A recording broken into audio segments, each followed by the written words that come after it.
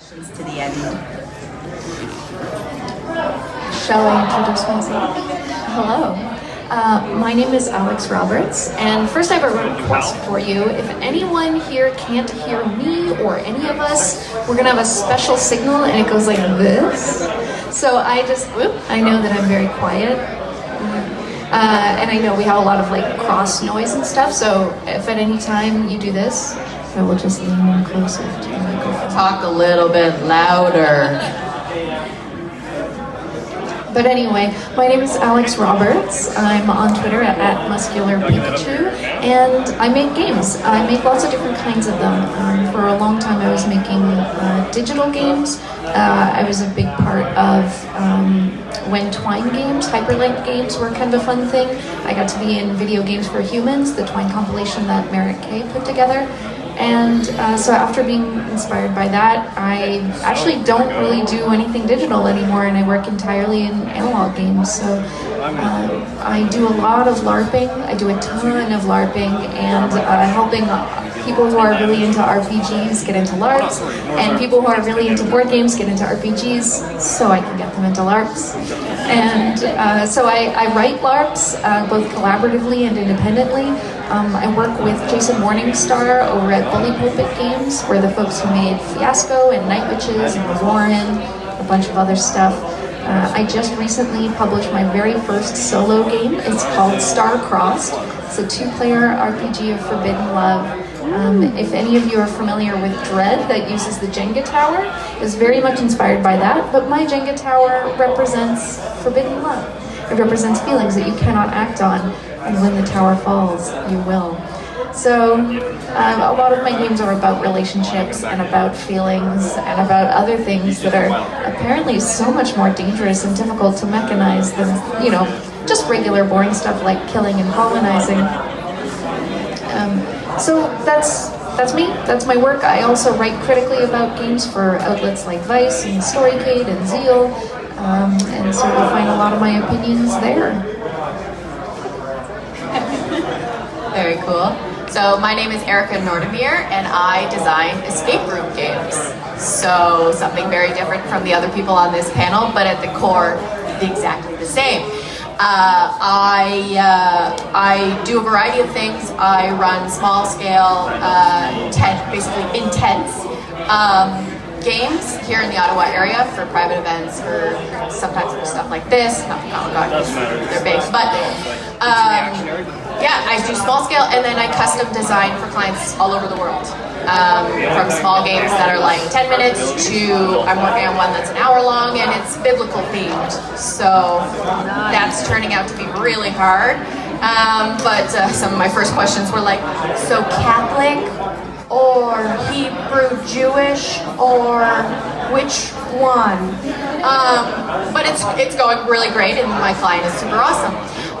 So yeah, escape room games, like I said, at their core, they're basically the same, but the execution and a lot of the mechanics that you have to work through to make it a playable game are very different from what these guys do.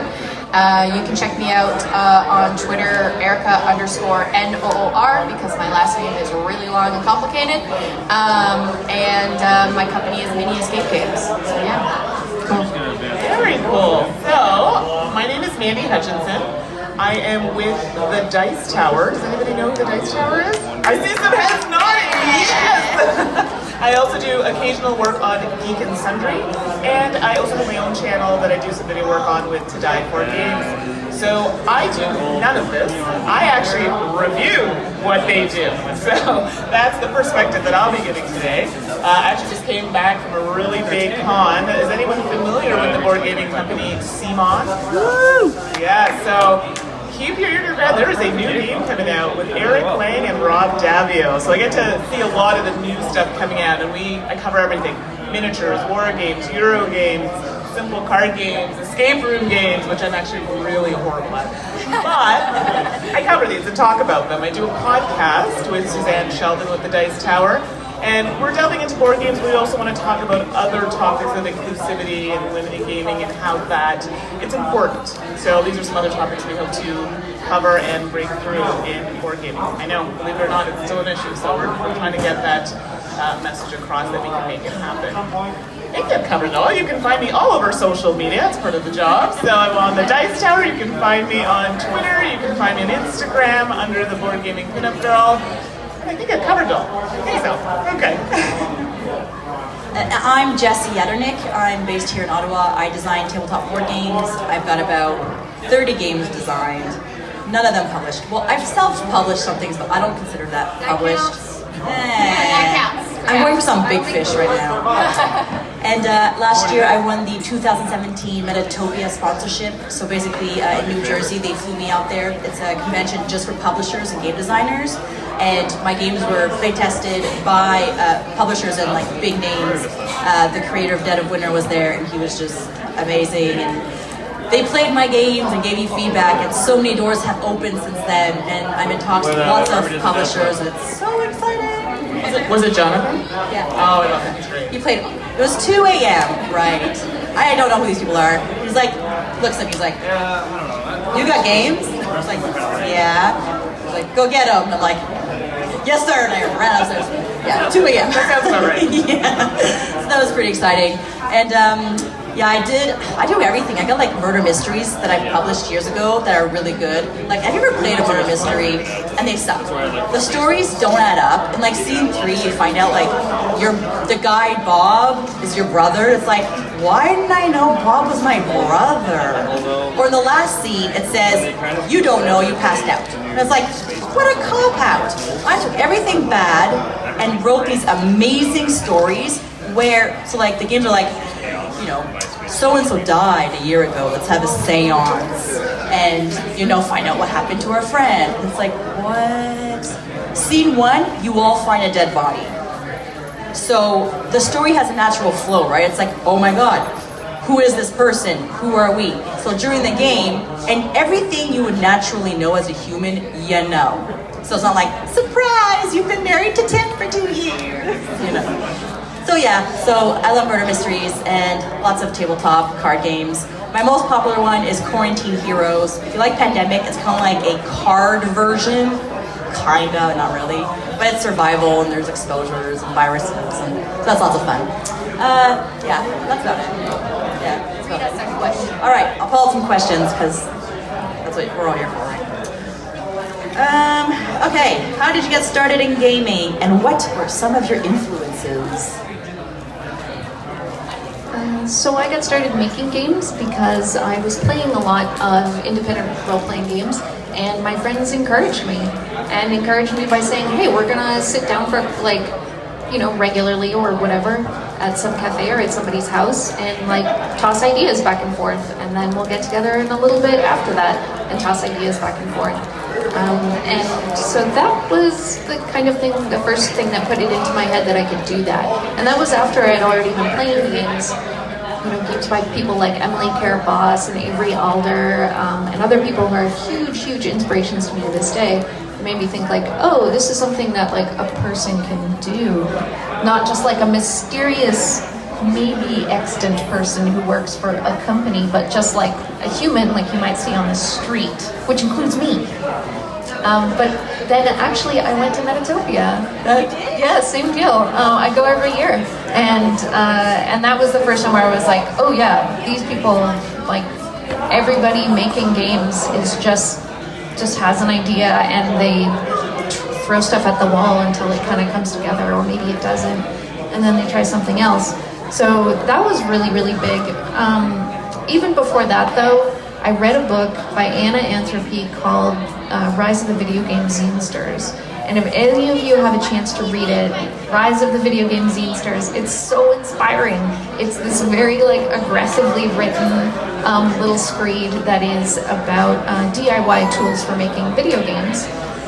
But it applies to anyone and any kind of game that you want to make. And it's very much like the more accessible the tools of making games become, the more interesting, diverse, and like groundbreaking that medium can become. And so when it comes to digital games, you know, she was pointing out a lot of things like Twine and Game Maker and even the WarioWare series of games, one of them, you can make your own. So, you know, that was a big sort of technological revolution there, and we're still seeing the impact of that.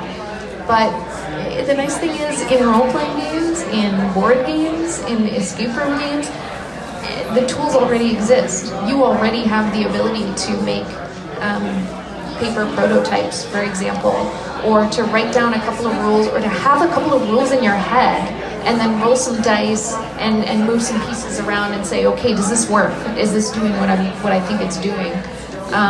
So yeah, once you are around enough people who are making games and realize that they just try stuff the instant they think of it, and then 90% of it doesn't work, and the 10% that does is fun and cool, and then you have a game. That's inspiring. That's how I got started, just by seeing people do that. Yeah, how did I get into game designing? It's a long, windy road, but the escape room industry is growing. It's fairly new.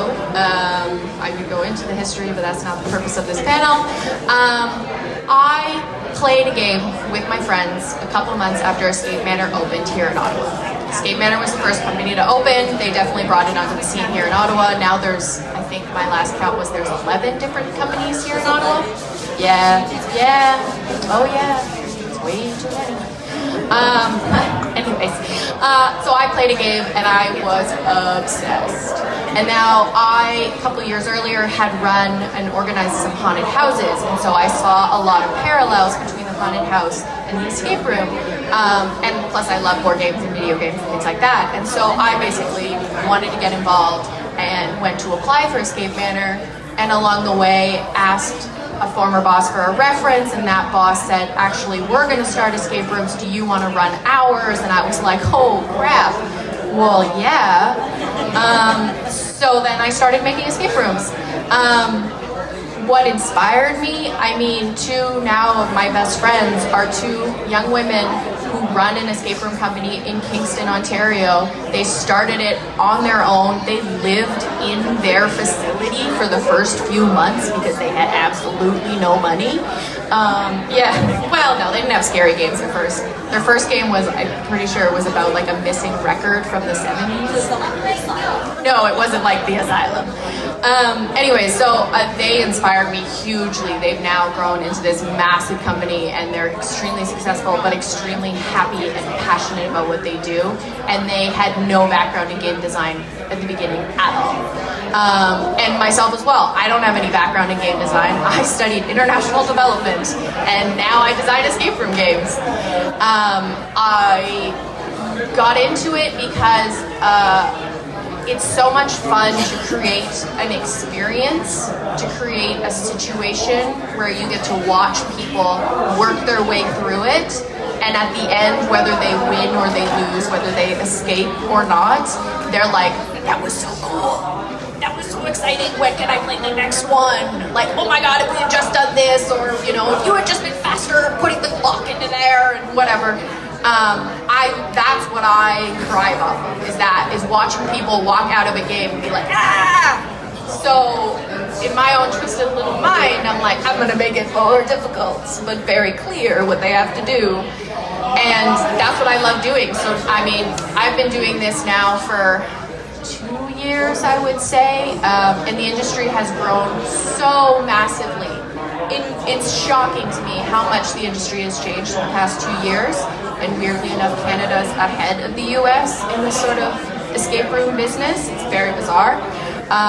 But it's incredibly populated with women, and the industry as a whole is very active on Facebook, and the women have their own special little secret Facebook groups that we all chat with, and so I have this community. You're like, yeah, it's true. It's literally like female room escape owners, and we just chat and share stories and things, and it's so awesome because it's people around the world, it's women across the world who are all in the same industry talking about what it's like to do it, and I get so much satisfaction and inspiration from that. So, yeah. Oh, that's awesome. So many great inspirations on the table. So I have a question for you. Who played board games with their family when you were growing up? Show of hands. It's a lot of people. No, I think that's amazing. Because now we're in a world where it's called digital and video games, and I grew up playing board games. That's how I started. And my mom's like, okay, game time, you know, we'd sit around and we'd play, what was it back in the day, Frustration, Trouble, oh, and the ever popular Monopoly. Can I tell you, Monopoly is one of those games that people actually play incorrectly, and that's why it seems like it goes on forever. It's like 4 hours long. Who does that? Oh, free parking, get that money in the middle of the board. Exactly! It's okay, house rules are great, but it does make Monopoly longer. But that's how I started. I played with my family, and it was a great time for us to get together, and while we're playing these games, you get to know your family a little bit better. My poor brother was tormented because we were kind of mean to him when we played some games, so I think we scarred him a little bit. But we overall had a really good time, so for me that was really, really important. Going forward, I got away from board games for a little while. So I'm really active. I do makeup, I did theater, I'm a teacher by trade, I do a lot of things. And now that I'm back into board games, I kind of said, hey, I don't really see a lot of people that look like me. And I mean, someone who's got really fun hair, I like makeup and, you know, all kinds of things. So there were many things I thought were missing. Did you know there have been more cats and pigs on the cover of board games than there have been women or people of color? That is an actual fact. So it may not seem important to a lot of people, but I said, no, we should be on the covers too. We can share. So it was just a way for me to be represented and give another point of view or another perspective. So I think that's kind of inspired me, like looking online and looking at the media and saying, hey, I want to do that and I want to contribute in some way, but I want it to be fun. And I want people to connect to it, anyone to connect to it. Because gaming is supposed to be fun, bring everybody together, and that was the goal, the purpose, inspiration. And so that's where it came from for me. I was actually never geeky growing up at all. No, my sister, right? My sister played D&D, and I picked on her when we were kids. I know, shame, throw tomatoes at me. I did it to my brother, don't worry about it. And then in my 20s, I don't know what happened. I dreamt I was playing this game, and I woke up and I was like, that was pretty fun. I'm gonna build this. So I started building, but I didn't know anything about anything, and it's like the worst game in the world. But I have a copy at home and I play it all the time because it's my baby. And so it kind of started my way into doing research about, okay, what do I do with this game? And then I just started building more, and then I got into RPGs, and now, I cosplay hardcore. I build game, I don't have a day job. I literally do cosplay and board games all day, every day. You're a mom. I'm a mom, oh yeah. That's a day job. Yeah, it's like a natural thing. It's not something I well, I guess I had to invest a little bit. So, yeah, I'm a mom, I guess it's a job. So now my mom says, ha, if you can't beat them, you had to join them. Because I used to pick on my sister. So that's how I got started. It was a dream. I dreamt I was playing a game, and now games and games later, here I am. And I would never take it back. I'm heartbroken. I did not join the geek world much sooner in my life. So many years lost. Can't get them back. Yeah. Join now though, so. Yes, I'm here, I'm catching up. And you know what, I just want to say the one thing I love about building games, and it doesn't matter what kind, what you're doing, is anybody can do it. It's so much fun. And you can come here with your game, make it out of paper scraps, and anybody will sit with you and play with you. They will. And to have someone play your game is the best feeling in the whole world. People will play your game.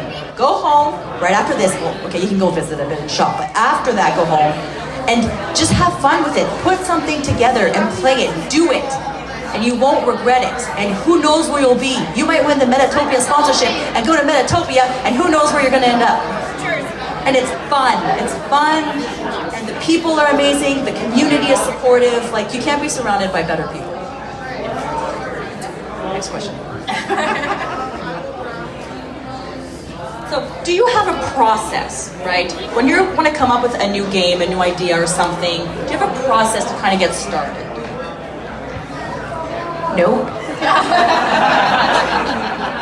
Heck no. One time I dreamed a game. One time I worked on a game for 3 years before it was anything. Doesn't matter, it's always going to be different. Nope, absolutely not, and I hope I never do. Who knows? That's not up to me. This is not a prescriptive panel. This is descriptive. It's right to it. I do have a process, as I often am creating games for clients. I'm on a schedule, but I also do create games for fun, and so I do have a lot that I've got one that's like based around you're stuck in a bathroom that I love, but I've been working on it for like a year and a half now, and I don't know if I'll ever try and sell it or build it. I don't know, but it's hilarious and I love it. Is it a solo game? No, it's two. You're each in a different stall. You know, I had a joke there, but I better not go there. Now I want you to tell people maybe later. Okay, I do have a process, like I said, because I'm usually working for a client, and so therefore I have a deadline. But I have to do a lot of collaborative work because I'm not building this game. I'm creating a game and someone else is bringing it to life and bringing it to customers, so I'm in a bit of a different world than these guys are. So it's very collaborative. It's a lot of back and forth between my client and myself. And so it's often I'm like, all right, so do you want like a standard, typical niche, not niche, opposite of niche, trope game? Like, do you want a prison? Do you want an asylum? Do you want like a gold rush, like, I don't know, you're stuck in a cave. I don't know, all the standard, like, you are locked up and the story tells you why you are locked up. Or do you want something cool and different, like a biblical themed game, which I'm still trying to figure out in my head. So I start with story. What's the purpose? Why are they there? What's the reason for them to be in this space, and what the heck are they doing? And I tend to go, we were actually talking about this earlier, but I tend to go off theme, story first. I try and build out a story, and through that story, I can come up with elements that I'm like, okay, here's a spot where they're gonna have to solve something in order to move on. So yeah, it's a lot of collaborative effort. It's a lot of going back with my client and being like, what is your market like? Does your market like padlocks, or do they like tech? Because those are very different things. But it's also, it's constantly thinking about, okay, how can I have more than one person interacting with this specific element at a time? Because that's what's really important about escape room games, is that it's a group thing. It is not a single player solitary path. It's got to involve multiple people, and if you've ever played an escape room game, there's nothing worse than staring over someone's shoulder as they're solving a puzzle on their own and then entering a code into a lock and opening up a box, and you're like, woo, you did it. So in my mind, I'm constantly thinking, how can I break this into pieces so that multiple people have to interact at the same time in order to move on? And it's all, for me, it's all about breaking down a game into pieces and making sure that it all makes sense in the end, and giving the players a good reason for doing what it is that they're doing. So yeah, but as I said, it's very collaborative, so I will create a design and I will go back and forth through the design process, submit it to the client, then the client builds it, and then comes back to me and is like, oh, players are all getting stuck here. I'm like, okay, cool, let's change this and do this instead. How does that work? They get back to me a couple weeks later and like, it's not working. I'm like, that's fine. Something else. Okay, here we go. So, yeah, that's my process basically. So as I don't design games, I'm kind of the end of the stage. However, a lot of those things are applicable. Yes. When I'm looking at a game, why am I doing what I'm doing? What's the purpose? It says it's an interactive game. Is it interactive? Is it doing all of the things it's saying it's supposed to do? I've often received games, so sometimes I will take a look at games that are not completely finished. By the time I get them, the game should function. It has happened. I receive broken games, so games that don't work. And I don't know if people forget that I have to provide a review to people to say, yes, this game's great, it did this, it promised this, it delivered on this. I have to take a look at these things, and I have received many games where it wasn't finished, so I guess they see me as a playtester, not a playtester. If I get it at that stage, I'm looking at it at what it is at that moment. So these are things I know this is why you have your process, to make sure that things work, and by the time I get it, it's playable, it's workable, because you want a good review. I should mention that those points in the process where things are broken, they're not charging people at that point. That's what we call beta testing. players aren't charging or are being charged to play the broken game. Most companies do that, not There are games that make it to market that you not nearly as many as there should. So I guess my contribution to that is that we do follow a similar process as what you both had discussed, obviously from a different angle. But something really important is to be cognizant that you are looking at, I think the biggest thing for me is, I play games, why am I doing what I'm doing? Am I just doing it to run around a map? No, you need to make sure it's delivering. There's a game I have in mind as I think about this. On our next podcast, if you listen to the podcast, we're going to have a topic about games that potentially have been overworked, which is on the other end of the spectrum and cost lots of money and don't deliver. But I digress, that's for another day. I have a process. I love to build really random games. So I'll watch like a TV show or I hear a story, and like on the spot, I'll build games. I'm like a game machine.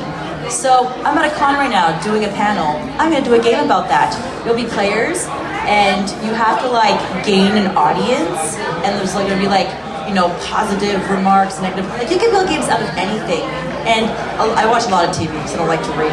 I'm really lazy. I don't have time. I can keep throwing excuses, but so I get a lot of things from like the internet, TV, movie, whatever. Remember, I have a cold.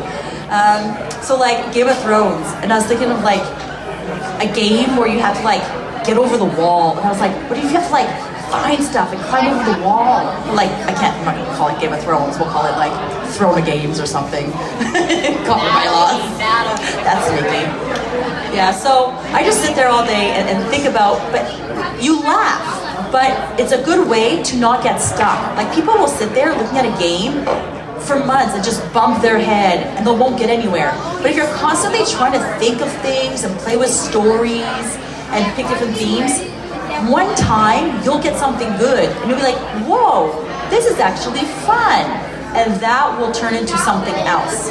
If you just start one little thing or you see a mechanic, a lot of people will play games like, that's a cool mechanic, what can I do with it? And then they'll like not move forward.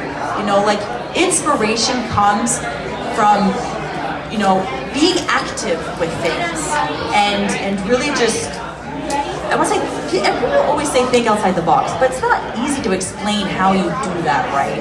It's like, just think outside the box, but it's like, okay, where's the box to begin with? You really just gotta just do it. Look at things, look at cards, look at people walking, what are they doing?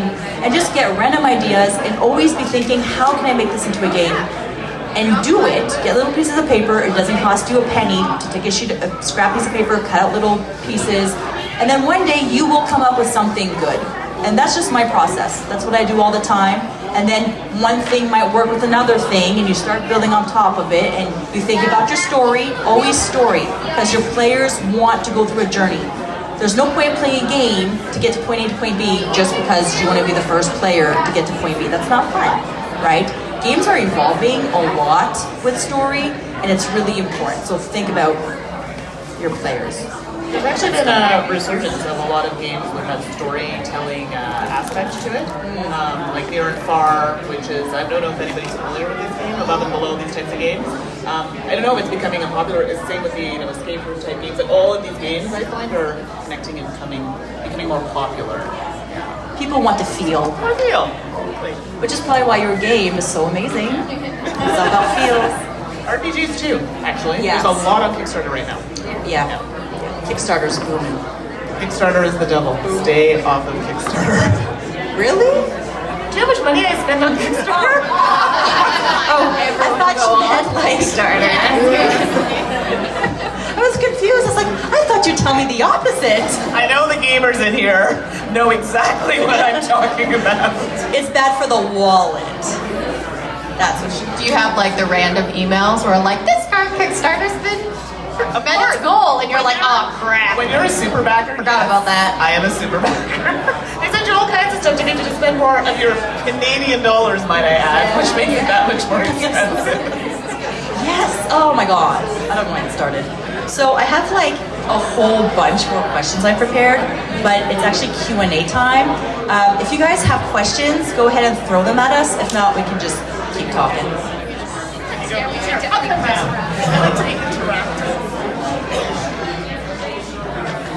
Can you tell I do social media? You can get some questions from down there too. Okay. Hello. Hello. I'm fascinated by escape rooms. More. I'm fascinated by escape rooms. They mix everything I love about point and click adventure games with everything I hate about high school exams. It's the clock. I hate the clock. It's the clock. I'm sorry, I hate the Yes. clock. I don't do well under pressure. So the reason I'm asking is I have no interest in pursuing this myself. So Oh boy. could you, and I don't know if it's financially viable, make an all-day escape room in a house? Oh man. It's yours. That's it. It's not even a question. I'm saying please do. Oh, thank you. I take your I will idea. happily pay like $100 to spend it. I take your idea and I tell you, I know of personally 6 different people across North America who are working on one. Yay. So there's a lot of, like any game, like any escape room game, there's a lot of variables to consider.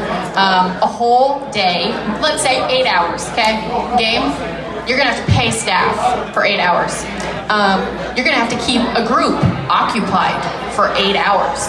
And most escape room games, whether they be 45 minutes or an hour, the actual play time is more like half an hour or maybe a bit less. So how do you keep people occupied for 8 hours? Go for it. Quick question, do you have to feed people at some point? Hide rations. Oh Jesus. Survival. The low blood sugar escape room, will you survive? Do you deduct time for when they have to go to the bathroom? What kind of game is this? I mean, no, it's definitely something that people are moving towards. It's a lot, something like that, it's moving away from being an escape room and more about a LARP, an RPG. That's not to say that escape rooms don't have a lot of elements of that stuff in them. So there's a lot of, what have people been calling them lately? Sort of like escape adventures people have been starting to sort of move towards, because the idea of escaping, so much people attach that to a lock. And so like, you're gonna finish this game when you unlock the door at the end, and it's like, no, that's not what they are nowadays. Normally now it's just there's a goal to achieve at the end. So a long game like that is definitely something that people are working towards and trying to create. I know there are a bunch that have happened in Europe. Escape room games are surprisingly big in Eastern Europe. It's really weird to me, but whatever. It's frustrating because very few of them speak English and therefore can't tell us about it. But they're huge there, and there's stuff like overnight werewolves literally hunting you in the forest. You have to escape for your life, make it till dawn type situations that they run all the time. And then there's stuff that happens in Russia where we're like, wow, we are not allowed to do that at all. So yeah, we're moving towards it. It comes down to financials, a lot of that stuff, and just keeping people occupied for that long. How are you going to guarantee that this group of people that you know, like you're going to play it and you've brought all your friends, how are you going to guarantee that all your friends are going to have fun for the whole time? Everybody appreciates everything differently. And so if you're like, if my friend is like, we're going to play this game, it's going to be 8 hours long, I'll be like, dude, oh, I'm gonna be really mad at you afterwards and this is not fun. So it's complicated, and it comes down to financials. How much are you willing to pay that matches how much money they need to recover for the cost to run it? So they're working towards it. I've heard of 90-minute games becoming a bigger thing here. Hour-long games are becoming a little bit more common in Ottawa than they're very common across North America. For some reason, Ottawa's sticking to 45, but there's reasons. I'm not going to get into that. Anywho, yeah, we're working there. The trend is going toward games that fit in 45 minutes to an hour, but have a lot of game in that hour. Yes. 45 minutes is easier to run on a business schedule. That's why they're 45 instead of an hour. You fit more people in if it's 45. That's all. Anyways. No more questions. You're also. Sorry, I do. I just, Can I? yeah, please, of course. There you go.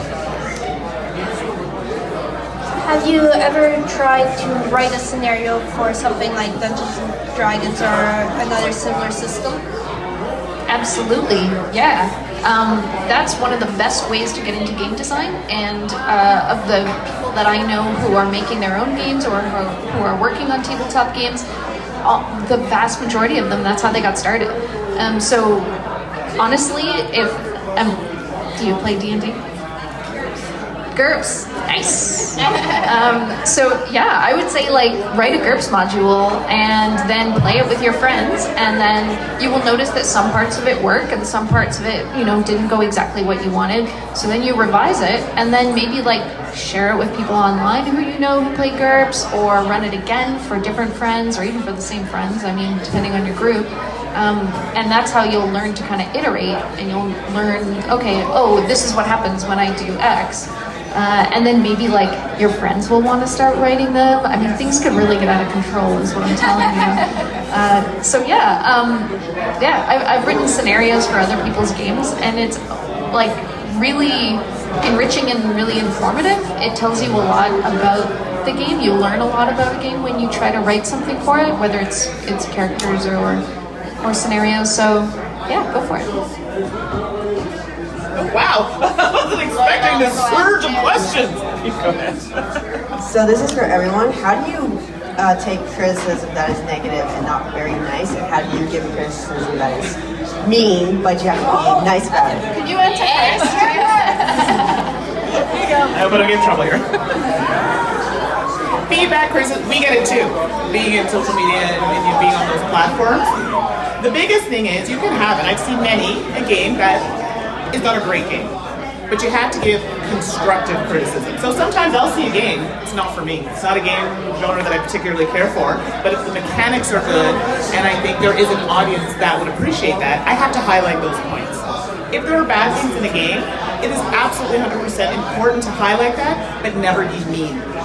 There are some reviewers that feel that being mean or attacking someone is a way to, maybe it's to generate views, and usually that is what it is a lot of the time, but you're not being constructive. You're not helping the person who created that game get better. I couldn't design the game, I'm telling you right now. I can pick apart a game, I can play games really well, I understand the mechanics. It's hard work to design a game. I respect people who can do that and do it well. So you have to be able to give the bad, but in a constructive way. So anytime I give a review, I'll say, you know what, this game really wasn't for me. However, I could see the mechanics worked this way, or it didn't work this way, or you know what I mean? You always have to back up what you're saying, and remember that it's not just I'm not the audience, there are other people that might enjoy certain aspects of the game. So, remember that really terrible first game that I built? Before I knew anything about the game designing world, I decided I wanted to know how I was doing, right? It's my first game, I'm like, does it really suck? Because my friends and family had played it a million times with me. So I wanted someone more professional to kind of play it and let me know. So there was this, I'm not gonna say who it was. It wasn't me, was it? No. Not me. So I emailed this person, I'm like, listen, I made a game, I know what I'm doing, I'd love for you to review it. And so I use this system, it's called the Game Crafter. You can use it, it's super user friendly, and they'll make a copy of your game, and I should have brought one. I'm totally unprofessional for not bringing one. But they make, it's a legit game. It's a legit box and cards and pieces, and you have your game, and it's really cool. And it's a little expensive, but it's extremely affordable. It'll probably cost you what it would cost you to buy a game in store. So I make my game, and I'm the queen of typos, okay? I'm like Taiwanese. So I have to keep editing my files, right? So when the day came to send my game out to him, I don't know, to this day, I don't know what happened. But like, my account kind of reverted to the day I opened it for all my files, like the original files I had put in. And that's what they sent the reviewer. So this guy who reviews my game writes this very, very public post, like 3 pages, about how, and it's like, my thing is like, if there was a real problem, why didn't you message me and say, hey, like, is this really what you meant to send me? Like, I told him I was new, right? Like, I explained first. And I cried. This guy was not nice. He said he brought this game out to his guy friends, and he said people were swearing, and they were all in a huff, and they could have, over typos and like silly mistakes. And like, he said he played with his kids, and his kids loved it. And they were really into it. My 9-year-old helped me build it, so it was very kid-friendly. But like, the things he said about it and about me, and like, it wasn't even about the mechanics. It wasn't even about, it was just, and I emailed him, and I'm like, I'm not sure what happened. Like, those typos were fixed like a year ago. They were updated. I contacted like the game crafter. I'm like, something happened to my account. And then he posted like an edit like, oh, I was contacted, this was a mistake. But it was just like, it was very, very, very harsh criticism in a very unconstructive way that had nothing to do with my game. And this is a well-known like reviewer. And anyway, you know what I did? I just kept on building games. She's still making games now. So I'm still making clearly. games now. I dealt with it. I will never do business with him again, ever. I will not support him, and I don't think he's a nice person. But I'm still building games. So, Should never be personal. Should never get personal. So personal, just one super quick thing, because I just kickstarted a game. That's a really great way to throw a game up there and hear what everybody has to say, whether or not they've read or played it. Initially I responded very thoughtfully to all the feedback that I got, positive, negative, confused, thoughtful, whatever it was. But at this point, when people have criticisms, my response is to say, oh, well, maybe if you read through it a couple more times and, maybe play it a couple more times, you might get a good sense of what I was trying to get across. Because if the negative stuff you're getting online, there's a chance that they haven't really even put that much thought into playing it, so really don't. And please always, always, always remember that if someone has a criticism of your game, it's of your game, it's not of you. They might think it's of you, and they might try to make it about you, but it isn't. They don't have access to you. They have access to a thing. And that thing, it might mean a lot to you. Art always does, but it is not you. So they are trying to criticize that, unless they are trying to criticize you through a game, in which case that's just very, very sad sort of way to express power over a person, and we should feel bad for anyone who does that, not get angry or upset about it. Just a last question. Can you guys point me in some directions? I have a young child. Who's very embarrassed. She is very interested in game development and game writing, and she is, as a parent, I'm looking for resources to help guide and encourage her to do this, but I'm not as easy as she is, so first one to say. Is there anywhere you can direct a parent to help encourage game writing for kids? The gaming community loves to help. I'll give you my business card. It's easier to just give you links and resources that way. I'll give you my business card, email me, and I will give you all of that. Overwhelmingly lots of information.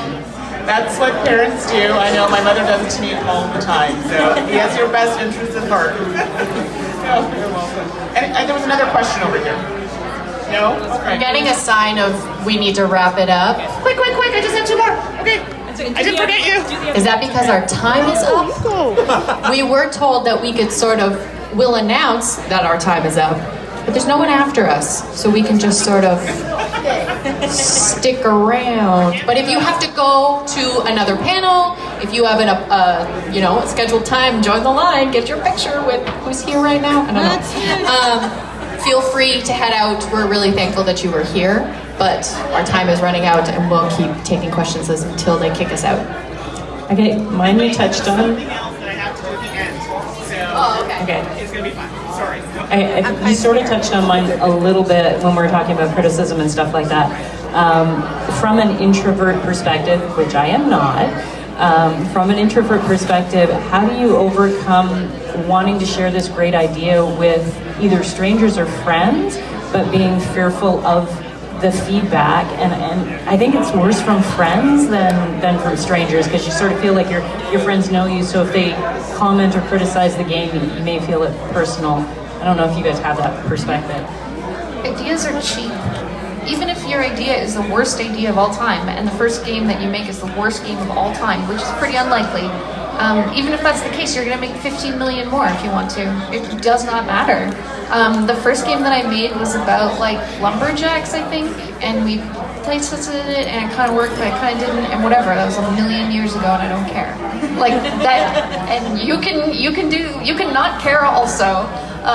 Or maybe the first game you make will be the most brilliant thing of all time. That's even less likely, but who cares? But maybe. But again, the criticism is never of you. It is always of the thing. And I would say, honestly, it just comes with time. Eventually, the criticism won't hurt as bad. You're 100% right. So I don't design games, but I will share this with you if you haven't heard it already. So when Suzanne Sheldon and I took over part of the Dice Tower podcast, there were people that were not happy about it at all. I had threatening emails.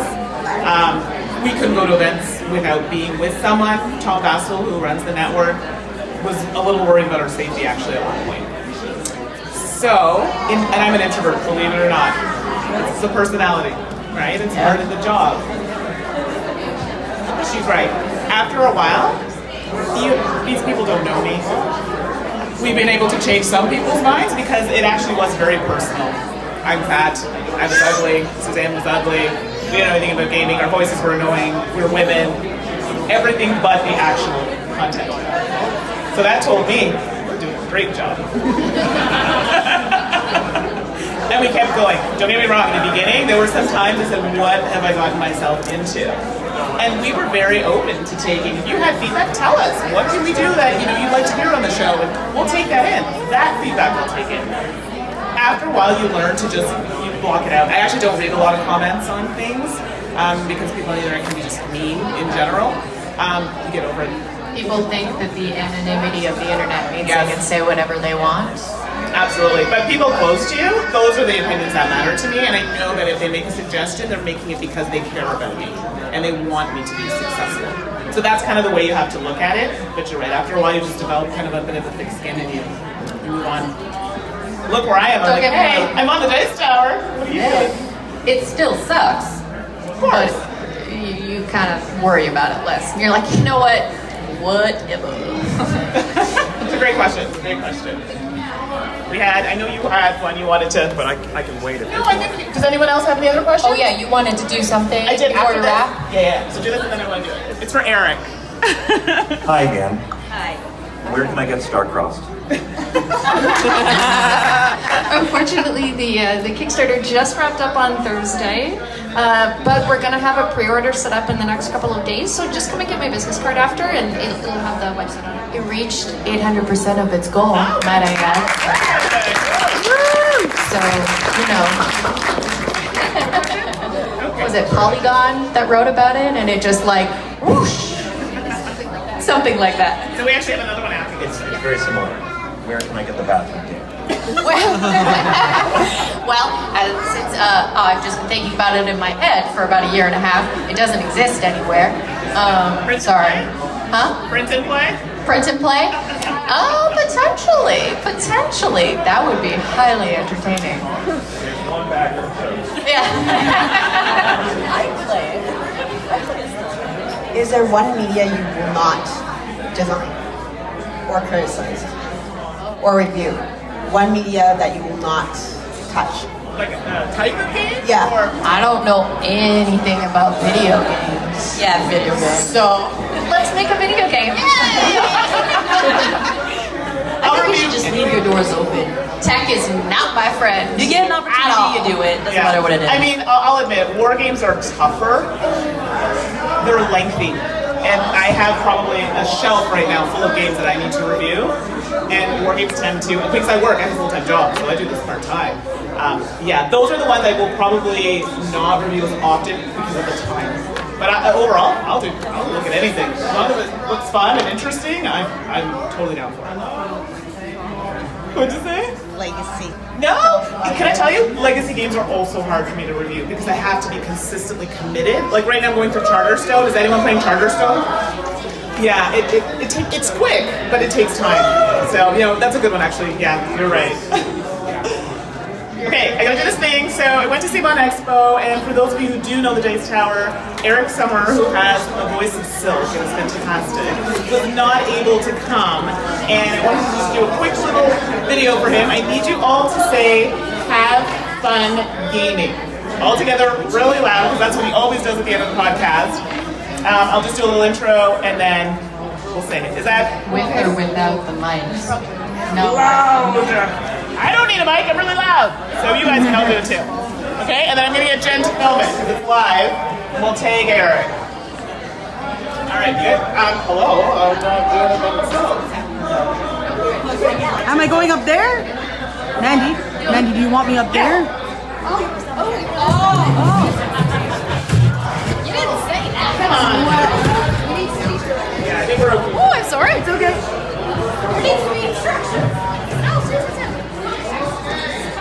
All right.